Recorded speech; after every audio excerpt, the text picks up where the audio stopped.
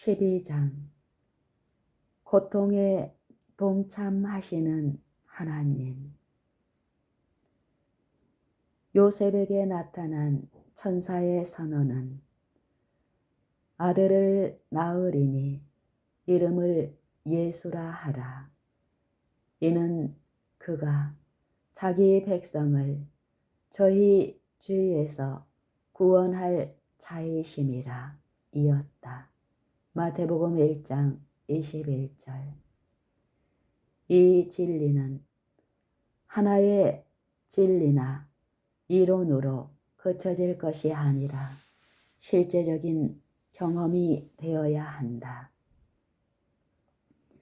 천사가 요셉에게 나타난 이 말을 하기 수백 년 전에 선언되었는 바, 영감을 받은 선지자는 기록하기를 그 이름은 임마누엘이라 하리라 하셨으니, 이를 번역한즉 하나님이 우리와 함께 계시다 함이라 고 하였다. 이사야 7장 14절, 마태복음 1장 23절. 우리가 예수님을 우리의 죄를 구속하기 위해 운명하시고 우리를 위한 대제사장이 되기 위해서 하늘로 올라가셨다는 것, 그리고 은혜의 보좌 앞에서 우리를 위해 중보하신다는 것을 아는 것만으로는 충분하지 않다.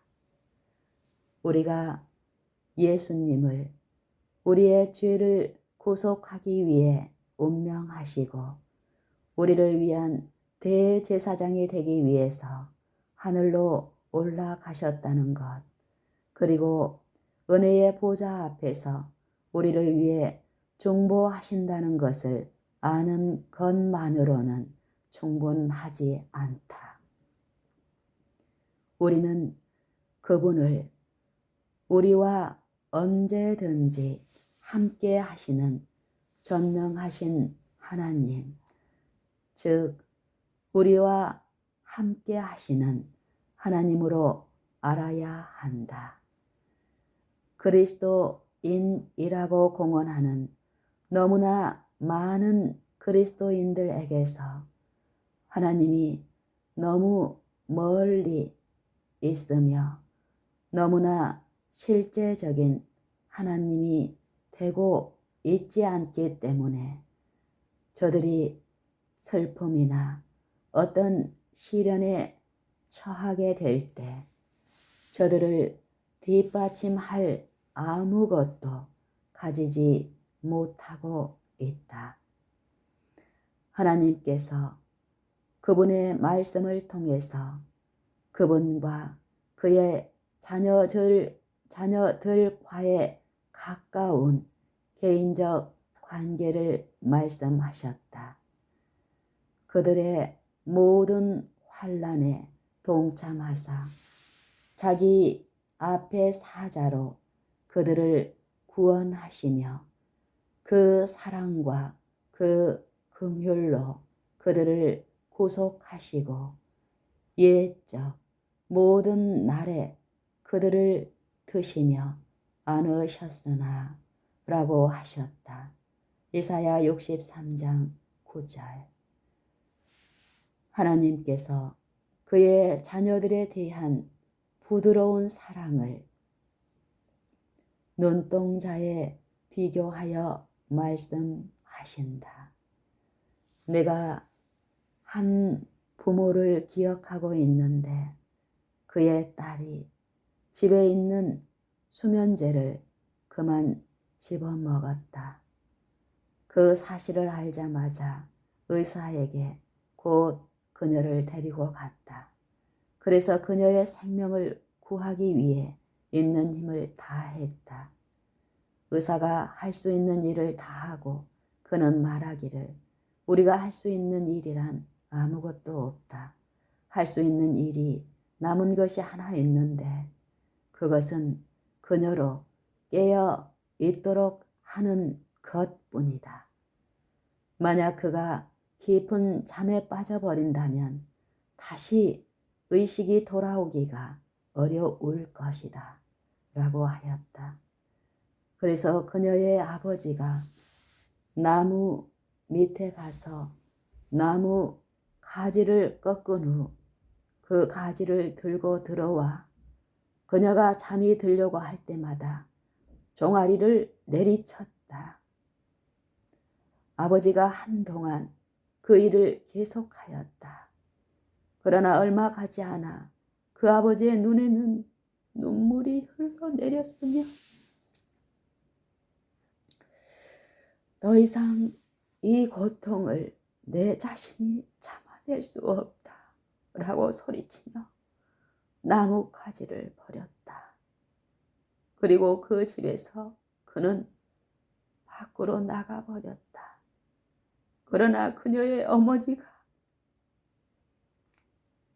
그 매를 다시 집어들고 아버지가 하던 일을 계속하였다. 의사의 지시를 따라 수면제 가운데 들어있는 마약 성분이 사라지기까지 회초리로 그 딸 아이를 계속 때렸고, 그래서 그녀의 생명을 건질 수가 있었다.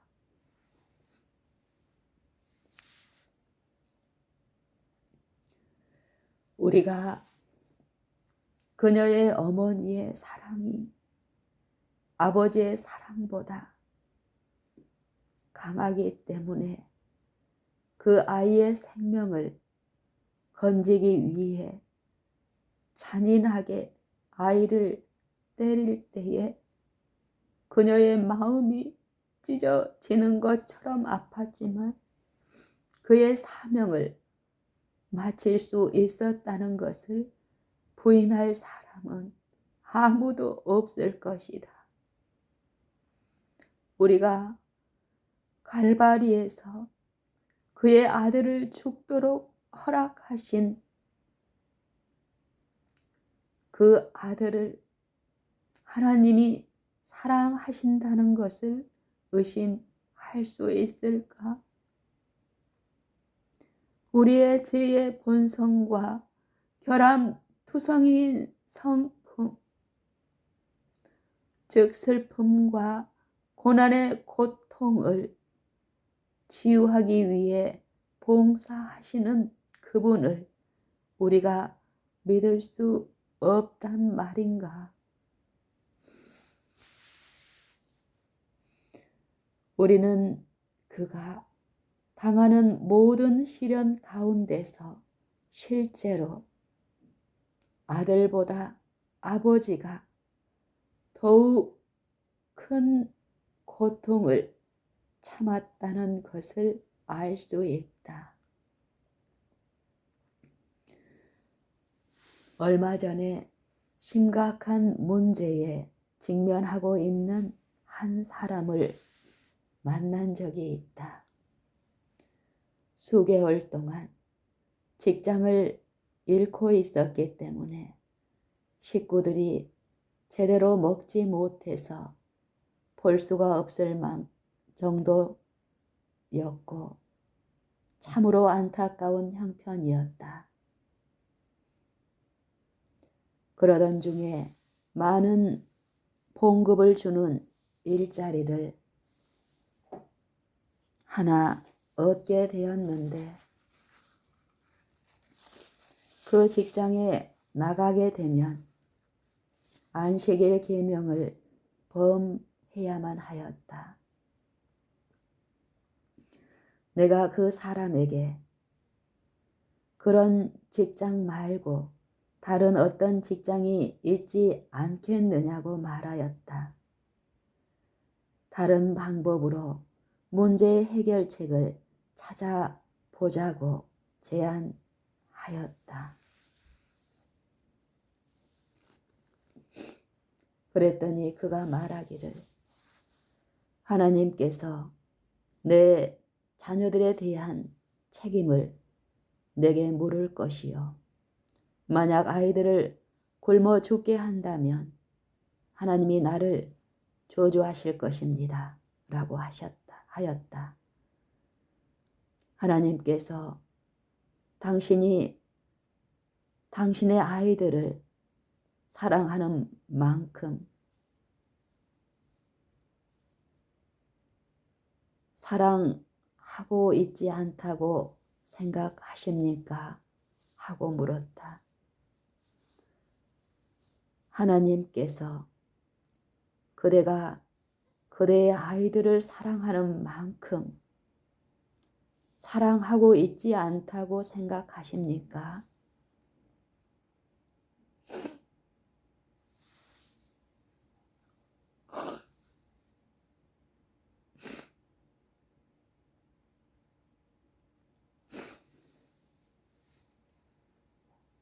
매 순간 저들이 그분의 사랑과 돌보심에 의존하고 살아가고 있습니다.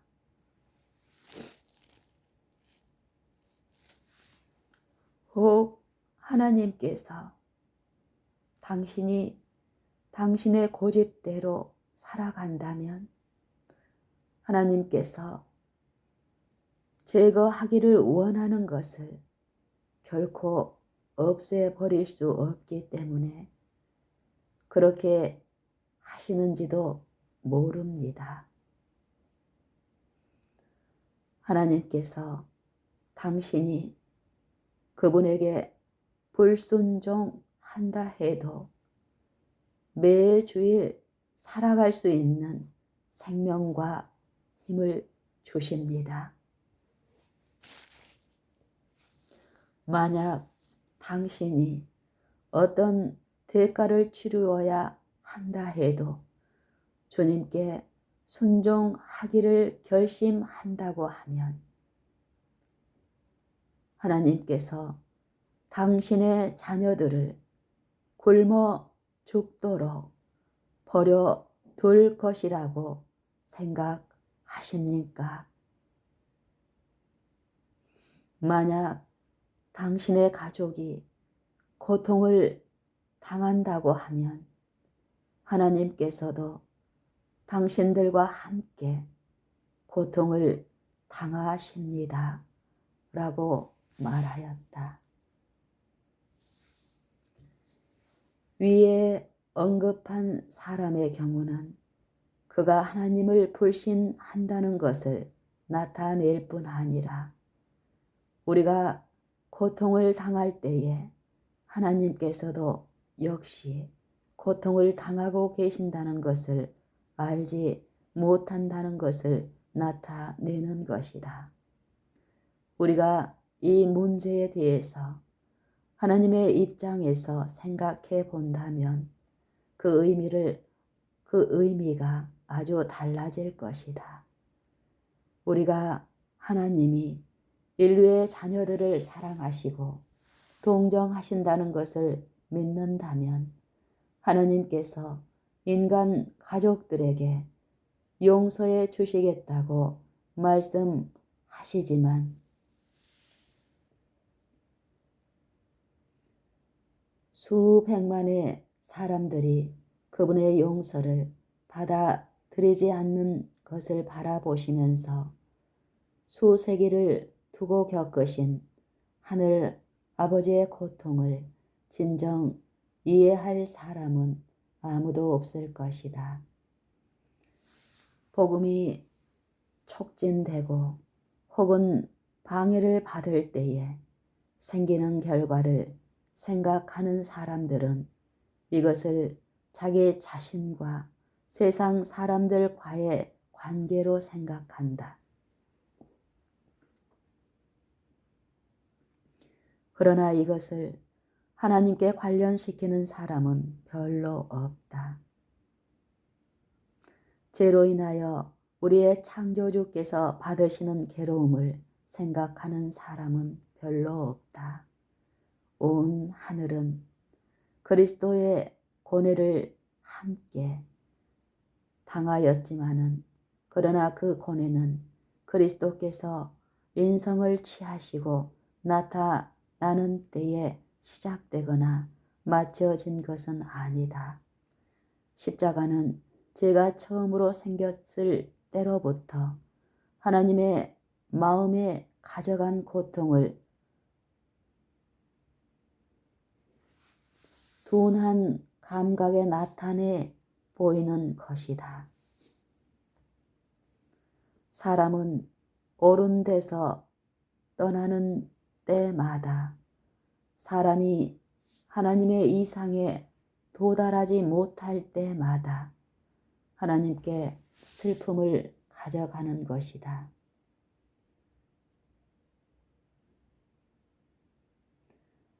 복음이 촉진되고 혹은 방해를 받을 때에 생기는 결과를 생각하는 사람들은 이것을 자기 자신과 세상 사람들과의 관계로 생각한다. 그러나 이것을 하나님께 관련시키는 사람은 별로 없다. 죄로 인하여 우리의 창조주께서 받으시는 괴로움을 생각하는 사람은 별로 없다. 온 하늘은 그리스도의 고뇌를 함께 당하였지만은 그러나 그 고뇌는 그리스도께서 인성을 취하시고 나타나는 때에 시작되거나 마쳐진 것은 아니다.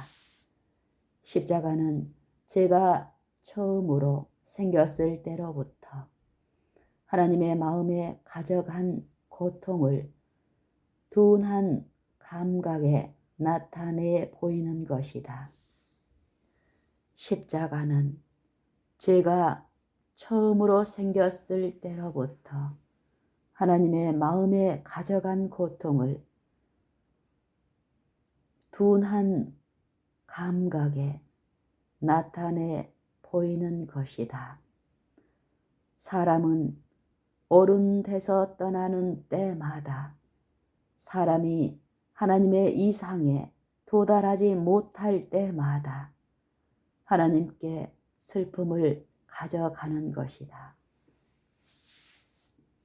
성 밖에 그리스도의 십자가가 서 있는데 이는 고통에 대한 영원한 해답이다. 십자가는 이 세상에서 우리가 고통을 당할 때 우리와 함께 하시겠다고 하는 것을 보여주고 있다. 그분은 생애의 참극과 눈물 밖에 서 계시는 것이 아니다. 우리가 예수님을 우리와 함께 하시는 하나님으로 알고 그분의 사랑에 의해서 모든 고난이 허락되었다는 것을 이해한다면 우리가 당하는 모든 고난과 고통들을 온전히 기쁘게 여길 수 있을 것이요. 인내를 온전히 이루라. 이는 너희로 온전하고 구비하여 조금도 부족함이 없게 하고자 하시는 하나님의 사랑을 이해하게 될 것이다. 야고보서 1장 2절 4절. 피얼슨 박사는 윌리엄 문 박사에 대한 감동적인 이야기를 다음과 같이 말한다. 그가 23세였을 때 완전히 소경이 되었다. 그의 시력이 어두워가는 것을 느꼈을 때 그는 하나님께 소경이 되지 않게 해달라고 애타게 간청하였다. 그가 하나님과 사람에게 봉사 사업을 시작했을 때에 그는 학식이 있고 재능이 많은 사람이었다. 그러나 그의 시력은 변함이 없어 아무것도 볼 수 없었다. 그가 무엇을 했던가? 그가 이루어 놓은 업적이야말로 인류 역사상 가장 찬란하고 숭엄한 것이다. 그가 하나님을 우러러보면서 나의 하늘 아버지, 소경된 재능을 주셔서 감사합니다. 내가 소경된 이 재능을 주님께서 더 유용하게 사용하실 수 있도록 투자하겠습니다. 주님께서 이내 그가 소경이 되도록 하신 것은 세상에 존재하고 있는 수백만의 소경들에게 봉사할 수 있는 길을 모색하기 위해 허락하셨다는 것을 가르치셨다. 문 박사는 그의 창의력을 사용하여 소경들이 읽을 수 있는 점자를 만들어냈다. 최근 소식통에 의하면 문 박사가 창안한 그 점자 시스템을 500여 개 언어로 발전시켜 사용하고 있다고 한다. 소경됨을 하나님께로서 온 재능으로 생각하고 그 재능을 활용하여 그가 소경이 되지 않았고 그 자신이 원하는 길을 갔다고 하면 전혀 이룩할 수 없었던 놀라운 업적을 하나님과 사람을 위해 이루어 놓았다. 우리의 마음에 그리스도의 정신을 품으면 그분이 우리와 동행하시며 그분이 친히 우리 주위에 임하신다는 말을 들어왔다. 우리를 향해 날아오는 화살은 우리의 구세주에게 먼저 맞게 되어 있다. 예수님의 손은 그를 신실히 따르는 모든 자들에게 미친다. 그리고 너를 상하게 하려고 겨냥하고 있는 화살은 너를 덮고 있는 예수님의 발을 먼저 상하게 한다. 그렇기 때문에 우리에게 임하는 것이 어떤 것이든지 그분이 허락한 것이요 우리의 유익을 위한 것이다. 모든 것이 협력하여 선을 이루느니라. 로마서 8장 28절. 이러한 진리의 원칙과 하나님의 모든 약속을 생각할 때에 우리에게 다가오는 고난과 슬픔을 용기 백배하여 나가 만나지 않아야 하겠는가? 또한 그러한 역경 가운데서라도 하나님께서 함께 하실 것이며 우리를 위한 그분의 사랑의 목적을 이루고 계신다는 것을 알고 감사하고 찬송해야 하지 않겠는가? 그리스도도 나는 비천한 가운데 계시는 그리스도를 보았네. 화려한 하늘 집을 버리고 어두운 이 땅으로 내려오사 조소와 냉소와 비웃음 가운데 모든 굴욕을 쓰시고 영혼을 구원하시기 위해서 나으셨네. 너와 나를 구원하기 위해서. 나는 그때 오시는 그리스도를 보았네. 감람산에서 기도하실 때 그의 사랑의 마음은 슬픔으로 상하셨네. 죄 중에 깊이 빠진 자들을 위해 오셨고 구원하기 위해 오신 영혼들을 위해 오셨네. 그 마음을 가장 쓰라리게 한 것은 영혼이었나니 너와 나와 같은 영혼을 위해 그는 울며 기도하셨네. 나는 고통당하는 그리스도를 보았네. 그가 골고다를 걸어 올라가실 때 왕의 자태를 가졌으나 고통으로 인해 초췌해지셨네. 무거운 짐에 못 이겨 먼지 나는 길에 쓰러지셨네. 그 놀라운 사랑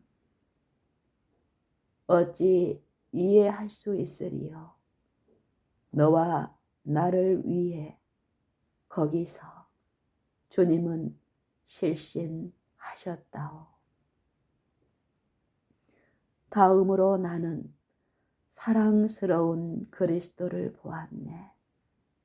슬픔 가운데 찢기운 마음은 뛰었으나 불쾌한 말이라고는 한마디도 하지 않으셨네. 오히려 아버지에게 간청하기를 저들이 죽지 않도록 저들의 죄를 용서하소서 하고 기도하셨네.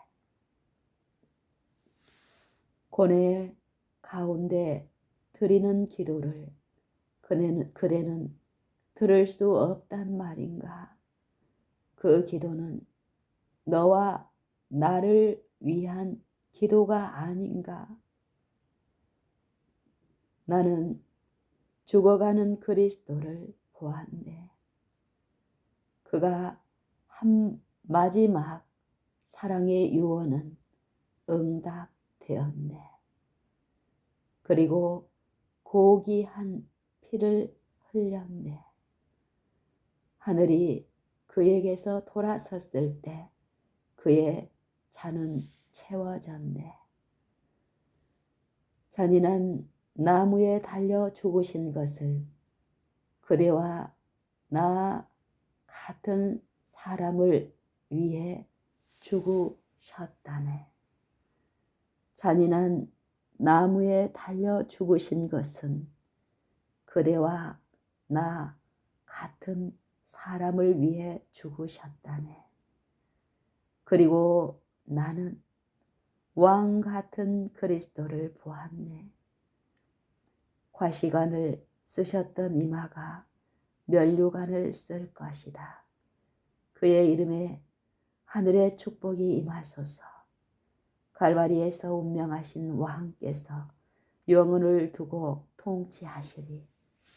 하늘에 있는 구속함을 받은 자들은 너와 나 같은 사람으로서 저들의 죄로부터 구원함을 받은 자들이 될 것이다.